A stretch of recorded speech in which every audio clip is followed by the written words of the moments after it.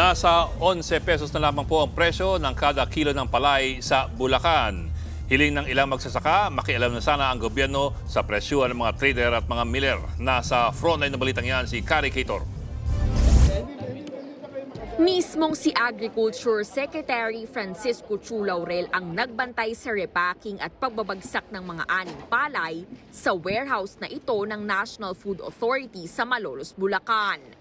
Ayon sa kalihim, mas mainam sana kung sa mga magsasaka pa lang na repack na ang mga palay. Yung sako ninyo, pwedeng sa inyo naman galing. Kayo na bumili at pag dineliver nyo rito, yun na nga, ulitin ko lang, babayaran namin yung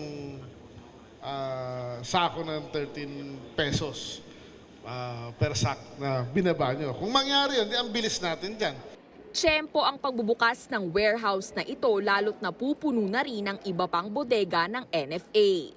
Matapos mabarat umano ng mga traders, sako-sako ng palay na ang dinadala ng mga magsasaka sa NFA warehouse na ito sa Malolos, Bulacan.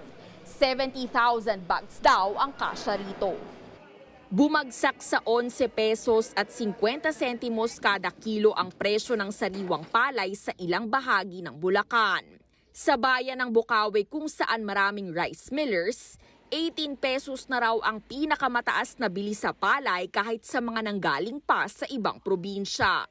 In the rule of yung tinatawag na supply and demand, kung maraming demand, dapat mas mataas ang presyo.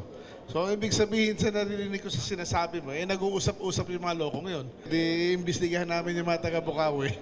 Pero hiling ng magsasakang si Leonardo, makialam na raw sana ang gobyerno sa presyuhan ng mga trader at miller. Kahit na 19, above, mas maganda. Pinakamababa na yung 19, kita na rin kami ron. Seryosong pinag-aaralan na raw ng DA na magtakda ng floor price sa palay bago ang susunod na anihan sa mga huling buwan ng taon. Pero giit ng ahensya, mas magiging mabisa raw sana ito kung maibabalik ang ilang probisyon sa ilalim ng rice tarification law. Kailangan din yung lahat ng retailers at traders ay kailangan by law is mag-register sa NFA para nga natin makontrol lahat sila. Bulag kami sa NFA kung sino-sino mga ito eh. No, parang it's a cat and mouse game eh, kasi by law hindi na required. So kailangan yun na yung regulatory powers ng NFA kailangan may balik. Nagbabalita mula sa Frontline, Kari Cator, News 5. Mga kapatid, Ed Lingaw po, maging maalam at may pakialam sa mga napapanahong balita sa ating bansa.